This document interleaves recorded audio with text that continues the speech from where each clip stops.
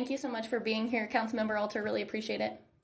Absolutely. Thanks for having me. So this is going to be a bit of a different format. Usually I interview you all the time and you know that I do interviews really quickly.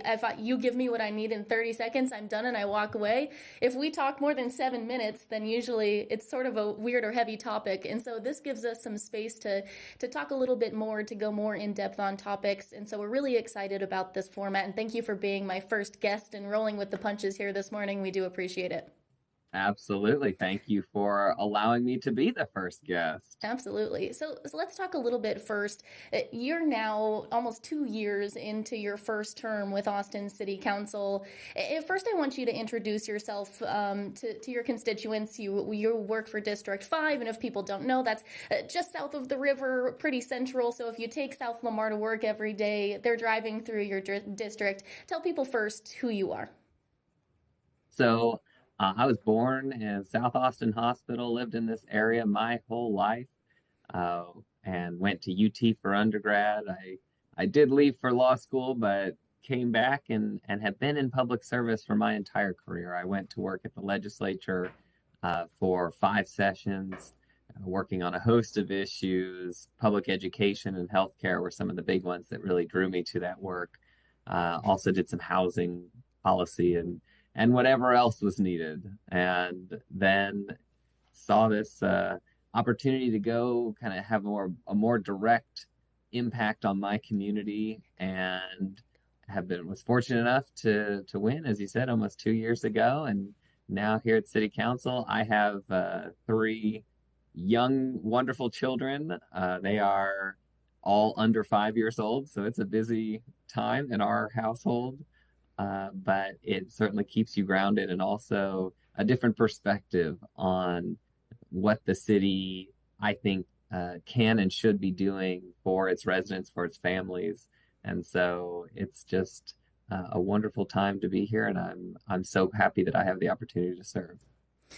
So 2 years in now, talk a little bit about, do you have any surprises, or is there anything that you weren't expecting? I mean, 2 years ago, I certainly wouldn't have said that we were on our third city manager, and some of the events that led up to that. And so I think that has to be the biggest surprise. I think it's been a positive for Austinites. We came in and less than 2 months later decided we needed to make a change, and ultimately did that. Brought in an interim manager who kind of helped us get some things in order, and now our permanent manager, who I've really enjoyed getting to work with, think was a great choice by this council. And so just how that system works, I think it takes some adjusting to. Even as someone who came from government at the state level, people don't really understand or really appreciate the council manager form of government. I know I didn't coming into this role. You see the city council and you think, oh, you are the council member, you can change this or do this, but that's not really how our system of government works. And so really understanding that we set the policy, but the implementation, that's the manager's office. And so it's a delicate push and pull on how you can start a change, but then see it through when it's out of your hands. You talked a little bit about the 10-1 form of government. Talk to people who don't know what that is, about what that is. So we have a form of government that kind of bifurcates the responsibilities of just getting things done in the city. So there's the city council, the 10 of us plus the mayor, who each regionally represent various areas of the city. And our job is to set policy. We're supposed to decide how, let's say, we want to prioritize things in the budget, or how we want to address a specific issue like homelessness, saying that we want to prioritize this intervention over that intervention, or prioritize this function of our parks over that function of our parks. But then when it comes to the actual implementation of that falls to the manager's office. So we as a council only actually hire and fire 4 people, the city manager being one of them. And so he oversees the entire operation that is the city. And so if, we think that trash service is too slow, we can tell the manager through what is called an item from council, hey, we think that needs to be more periodic. But that's then up to the manager to actually implement and put into place. So we don't have all the levers of power and authority to fix that pothole or repair that sidewalk, but we can set forth priorities and policies so that those things get done in the community. People may also not realize that that didn't always used to be this way. It's pretty recently that Austin City Council has this 10-1 form of government. And in fact, someone who is running for mayor right now, Kathy Tovo, used to serve in the old form of government where it was we had at-large districts. And so now there's an opportunity for people who perhaps have not been in government to get into government through this new system. But it also means that there are quite a few folks, even this election season, who are running who have never been in local politics before. As someone who's is in this 10-1 system, who ran himself only 2 years ago, do you think that the system is working? Are there unintended consequences of this? I'd say both. The system was brought forth to have regional single member districts instead of everyone being at large for a number of reasons. One of the huge benefits of single member districts is you get a more diverse council. We saw prior to the 10-1 council, there was kind of a gentleman's handshake that a certain council district was going to be reserved for a Latino individual and a certain council member, council seat for a Black representative. But that was just because, like I said, this unwritten rule was in place. But that wasn't truly representative of the city. You look at the council now, we have the most diverse council this city has ever seen. And that is truly because of the 10-1 system, where council members are now able to represent the communities they come from and look like the communities they come from. So that's a huge benefit. I think you also are able to really address more regional problems. You have more insight to specific issues that may only affect a certain area of the city. What we saw in the previous council, the all at large council, was primarily central or West Austin individuals were dominated those councils. And so I do think you get a better understanding of the totality of the issues facing the city through single member districts. But to your point, it doesn't come without trade-offs.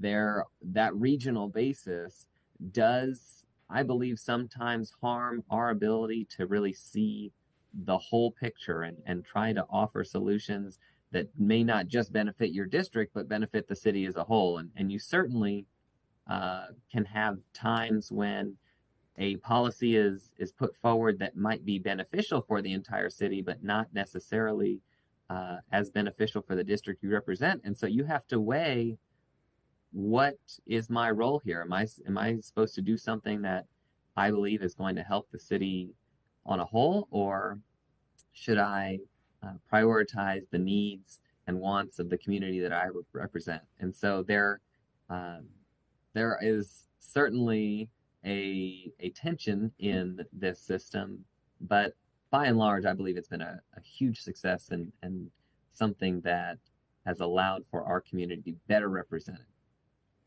Can you talk a little bit about, folks may not know, but the way that city council works with elections is that they're staggered so that you don't all of a sudden have 10 new people on the dais plus a new mayor. We know full well, because it has been in the spotlight, that we have a mayoral race going right now, and there are many city council districts also up for grabs. And so you are not one of the city council members who is up for re-election as you're halfway through your first term. But what would you say to the folks who are running for some of the districts that are up for grabs? What would you say that they need to bring forward to be a successful council member? Yeah, I think this is a job where you have to be able to recognize that it's a learning experience. No one's going to come in and have all the answers and know exactly how everything works. And so being able to really take in early on all the various facets of this city government and how uh, the needs and the wants of your community, how you can advance those in this system. And that can be frustrating, it can be difficult, but you need someone who's going to be persistent in seeing it all the way through to the end. Like I said, you could pass an item, that doesn't mean it's going to get done. You have to be able to work with staff, work with management, so that ultimately whatever issue is facing your community, you see solved. I think that we have been a very collegial council, a council that works really well together interpersonally. And so I hope and I do believe that we will eventually have new colleagues come to the dais who want to be here, want to work together and find solutions. And so it's a really exciting job. One of the things I have loved about this job is that you get to really see the results and be able to have a meaningful impact on your local community. You know, you drive down the road and you see that affordable housing project that you had a hand in helping get built, or you know, you're traveling and are on a bridge that was fixed because of work you did, or you're in the park and you're able to enjoy whatever amenity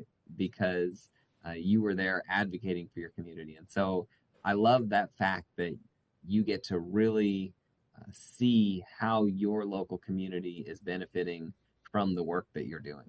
And again, talking about that 10-1 system of government, you all recently worked through the budget, and we've talked to you extensively about the budget. But in that specifically, as we know, the city council member, or rather the city manager, brings forward a proposed budget, and you all work through and piece through things that you want cut and added to that budget, and it's an extensive process with a lot of public feedback. Talk to me a little bit about what you specifically got into the budget that you're excited about or that you thought was notable. So first and foremost, taking a quick step back, the budget process is quite involved. You know, we are an almost $6 billion enterprise budget. And so, you know, people hear that number and certainly understandably say, wow, that's a lot of money. What is all that going to? It's a little misleading because we operate our own utility, our electric utility and our water utilities both make up a significant portion of that budget. When you actually look at the portion of the budget that is what we call the general fund, you know, funded by property taxes or sales taxes, that number is actually 1.4 billion. So quite a bit smaller, less than a quarter of that top line number. And within that, you have almost 2/3 are your public safety departments, police, fire, EMS. And those are generally covered through a contract. So those budgets are pretty much locked in. We are working right now with the Austin Police Department, or Austin Police Association, I should say, to try to reach a contract for the next 4 or 5 years. But at the when you know, once you take that out, now you're talking about a third of a less than a quarter of the budget that you can actually, you know, wiggle around and try to make an impact. And so within that narrow slice of the pie, myself and some of my colleagues really dove in on issues related to homelessness and on kind of quality of life issues. And so first and foremost, on the homelessness front, we were able to bring funding for almost 1,000 families to prevent them from becoming homeless altogether. I think prevention is something that we need to be doing more of as a city, so that we're not waiting for someone to sit on the streets for 12 months when they have then undergone that trauma and had oftentimes physical health issues associated with that and become much more expensive to treat and to ultimately get into housing. If we can keep them in their homes, that is better for everybody. So was really excited about that amendment that I brought forward, as well as amendments that help keep our community safer. I had an amendment that expanded a program that's called MCOT. What that is when you call 911, right now you have the option to choose police, fire, EMS, or a mental health issue. And so we, through that program, it only operates during the daytime. And so what I brought this amendment to do is expand that 24/7. And so with that, we're going to go from taking about a quarter of the calls that we could divert to this mental health option to be able to serve almost all of those. And that is going to not only have better impacts and results for the individual on the other end of that response, but it's going to free up staff time for our police officers and paramedics to go do other things that we need them to do.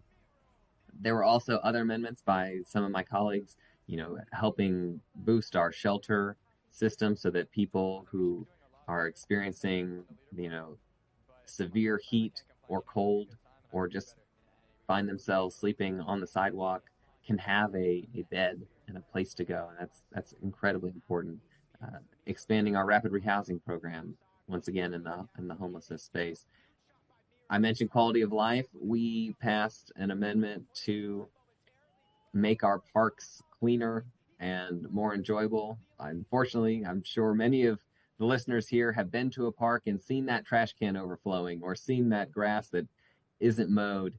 And that's because we have been woefully short in our maintenance employees. And so what we did was hire or funded an additional 16 employees to help keep our parks clean, keep the bathrooms clean, just make them more enjoyable and usable for everybody. And that's just a few of the many things. I could go on and on and on. The budget is over 1,000 pages long. So there are a lot of things we're doing as a city, but I'm really excited that we have prioritized people in the budget. We put so much money towards affordable housing, towards keeping our roads and our sidewalk infrastructure up to date and usable. And so it's not everything everybody always wants, but we really did make meaningful impacts on the community through the budget. We heard that from council members as they talked during or rather from the public as they talked during council meetings, that they really wanted to see some of the things that were in that community investment budget, and you all added quite a bit of those items into the budget itself, and there was a lot of back and forth with the community. But one of the other things we heard from the community, obviously, was about affordability and how much they are having to pay to make a lot of this happen. We did a story a couple weeks ago looking at not only the city of Austin, but also AISD, Travis County, Central Health. There are a lot of places that tax folks who are homeowners here in the city of Austin, and property taxes are largely now, because of state legislation, how the city of Austin is able to pull money to make this all happen. So in terms of affordability and looking at the big picture, what do you want Austinites to know in terms of how you all considered and weighed that affordability versus what you're offering them in terms of benefits? Affordability is crucial. We have to be very conscious of the cost of living here, and we do not want to make decisions that are going to push people out of the city, whether that is a retiree who's on a fixed income or a new graduate from one of our many colleges or university looking for that first home, just got a job and wants to stay here in Austin. And so we have to balance being able to provide a high quality of life through some of the services that should be provided by a city with the cost of doing so. So one of the first things we did even right before the budget was we increased the homestead exemption for seniors. So those 65 and older, we set their homestead exemption at a level so that their property tax from the city wouldn't go up. Now, the city's property tax is only about a quarter of the total property tax bill. I think you mentioned it. Most people, the majority of their bill comes from school district taxes, which Right. are primarily driven by how much money the state is funding our local school districts. And so when you see significant tax increases, it's largely because of the decisions made by the state to fund our schools or not. And lately, those taxes are going up because we have not seen that funding. There are other taxing districts, as I know, I saw your piece, Central Health, the community college. For everybody's cost of providing services and just doing business have gone up. I think we have all experienced, whether it's in our professional life or daily life, things have gotten more expensive over the past 4 years.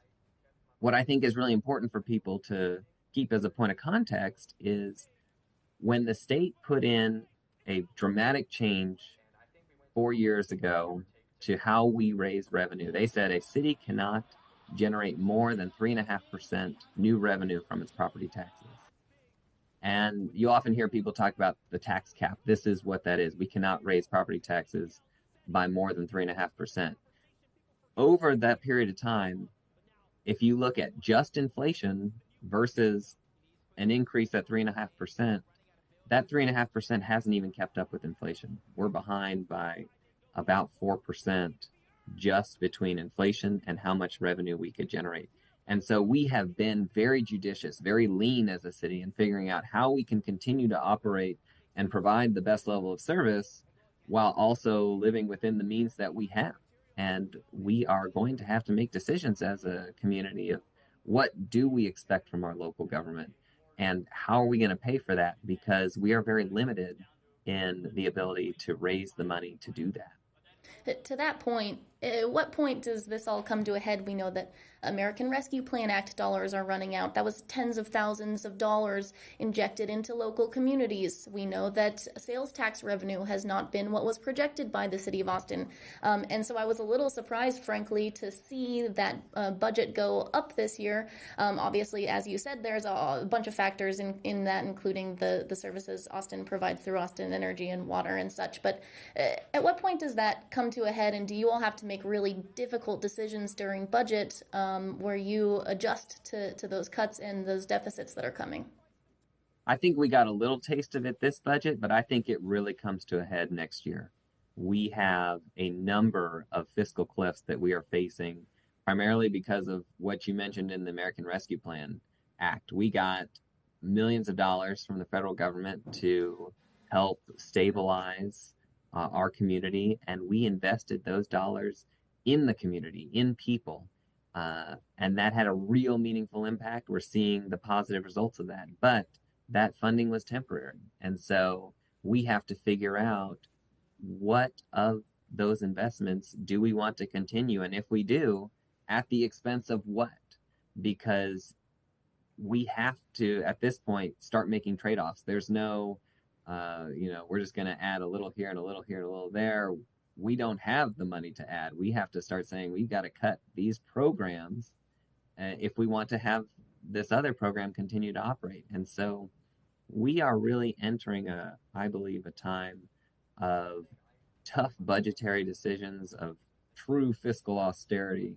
And we're gonna have some hard conversations as a council, as a community, of where we fit in and also where our local partners fit in.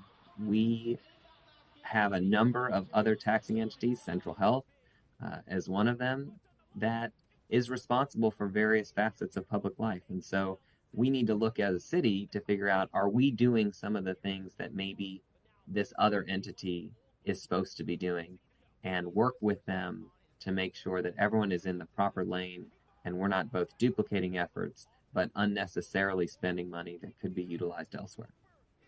Now that you all have shuffled past budget season a little bit, you're now back to regular Austin City Council meetings after the summer break. What are we going to see from you in terms of focus?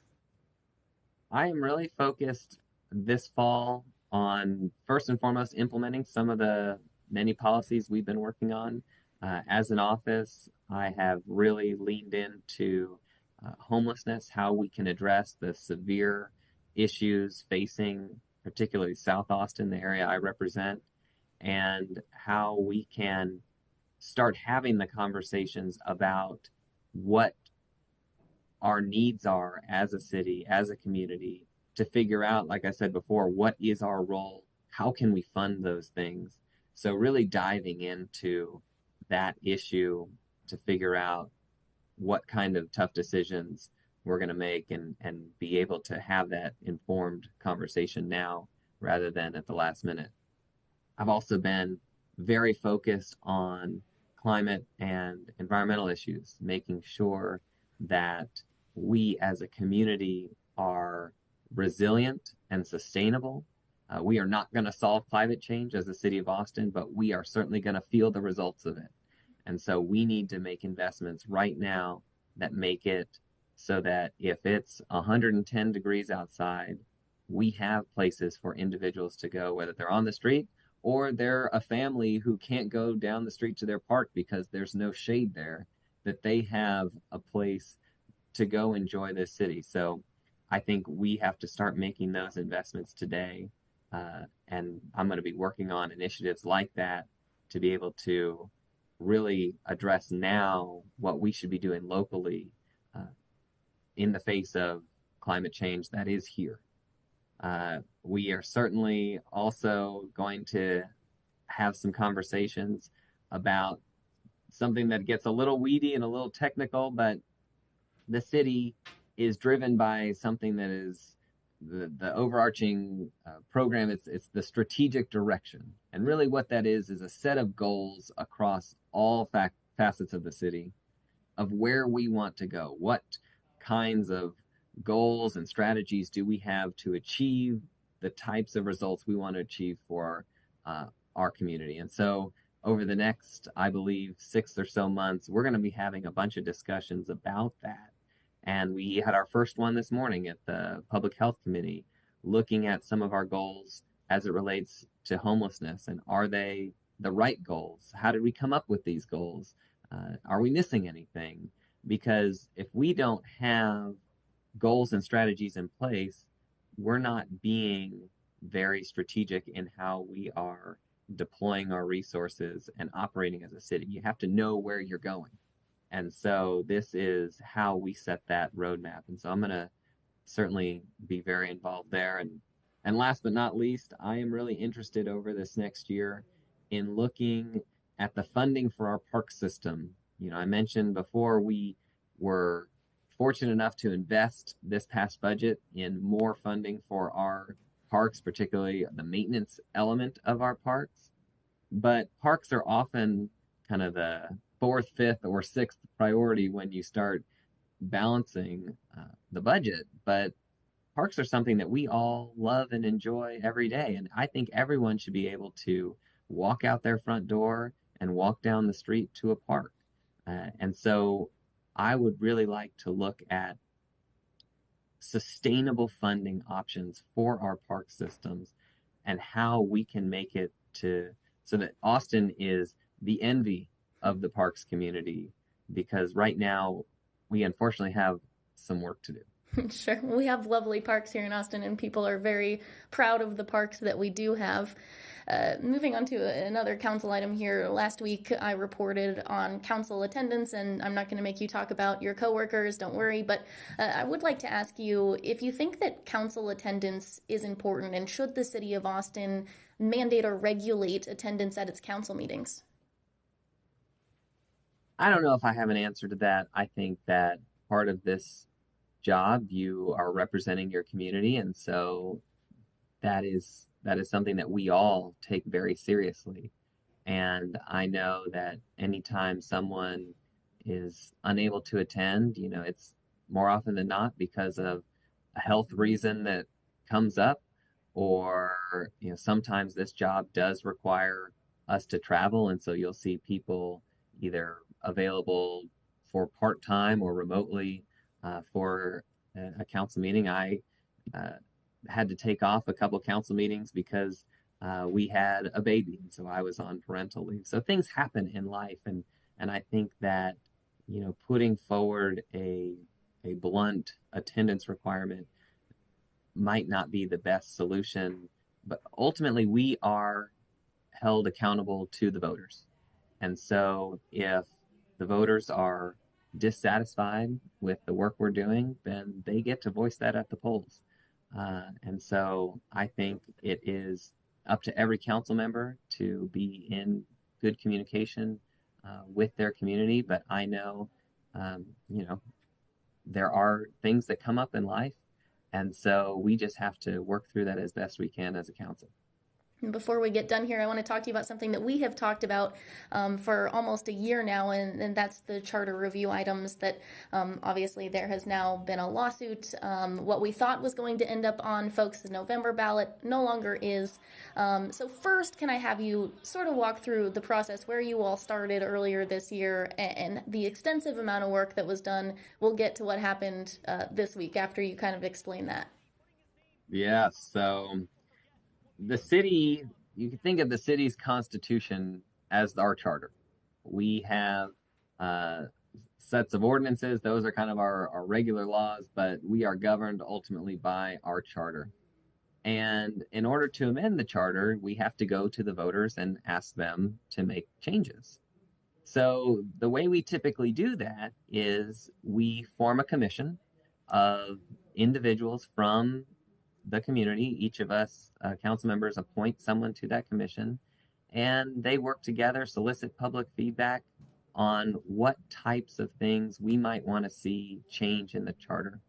One of the big ones that I brought forward as an item that I wanted them to discuss and review was around petitions. So if somebody wants to, let's say, enact an ordinance or repeal something that has been enacted, our public has the ability to do that. 20,000 individuals can sign a petition, and that is put on the ballot. We've seen that recently with the police oversight, Prop A and Prop B, but we've seen it with the camping ban, and before that, this has origins decades old, but everyone remembers the SOS fight, and the SOS ordinance that we now have was the result of a citizen petition. So we wanted, I and my colleagues wanted this body to look at that process and see if it's still serving the right goal in terms of just how it works. We definitely want to keep the process in place, but is 20,000 the right number? Should it potentially be a percentage instead of that? Or are there other ways that we can achieve meaningful public participation? What the Charter Review Commission ultimately suggested, and I voted for, I thought is a great idea. Rather than tinkering with the number of signatures, why don't we move these elections to November, whether it's a presidential or gubernatorial year, so that we have that full, meaningful public participation at the ballot box. There were also some suggestions about how we can bring additional clarity to this process, making sure that someone files paperwork with the city clerk, just letting everybody know, hey, this is our intent to do this petition and this is what it means. Because unfortunately, last time in the police oversight, dueling petitions as they were, we saw one of them portray to the public that this is what we're trying to accomplish, but that wasn't actually what was in the language of their ballot measure. And so bringing some transparency to that process, I believe, is really important. There were also a number of other kind of good government elements that were going to be put on the charter election, as well as some technical cleanups. There, believe it or not, is a typo in our charter of someone accidentally keystroked like an asterisk and a J something. But this we have to remove through an election. We can't just delete it ourselves, which is kind of silly, but that's the rules. So anyways, so there are a number of initiatives, but I'm sure we're about to talk about the fact that we're not going to vote on them. Yeah, we sure are. You know exactly where I'm going. So there is a group of folks, I'm sure people in Austin know, there's a group of attorneys who pretty regularly sue the city of Austin, and frankly, they've been pretty successful. This is another example of where this group of folks has sued the city of Austin over Public Meetings Act, and they have been successful. Talk a little bit about what that means, what happens next. So what happened was the posting language for our meeting was not as clear as it should have been. And we ultimately, as you mentioned, we were sued, and a judge decided that we needed to be clearer in what we were doing in terms of telling everybody about that meeting. Understand that, that's fine. The only issue with that is that when we passed it, that was right up against the deadline to put these ballot measures on the ballot. So it's now too late. So we are going to have to revisit these charter amendments and decide when we want to put them on the ballot in the future, whether that's next year, 2026, whenever we feel that's most appropriate. But right now, we will not be moving forward because of that lawsuit.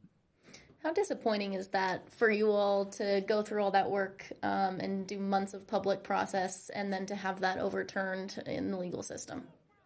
Well, it was frustrating. And I think what was most frustrating about it was we had 4 or 5 meetings on these items where people showed up and talked about whether they were for it or against it. This was part, as I mentioned, of an open process with a charter review commission that operated for many months, also soliciting public feedback. And the individuals that sued us on this were the same individuals who were there every meeting talking about these issues. And so I was very upset and frustrated that the public was not going to have the chance to vote on these and make their voice heard and improve our system of government, improve our constitution so that we can better operate as a city. But we also are bound by the law and we need to do it right. And so next time we're going to be absolutely certain that we do. Well, Councilmember Alter, I really appreciate you being our first guest on this new show and giving a new voice and a new space to be able to hear more from you all, from you, your colleagues, from Travis County Commissioners down the street. So I really appreciate you taking the time to do this and walking us through some of what's happening in Austin right now. Absolutely. Well, I have loved being on here and I can't wait to listen as it progresses over the next months and years to come. You and me both. Thank you. All right. Take care.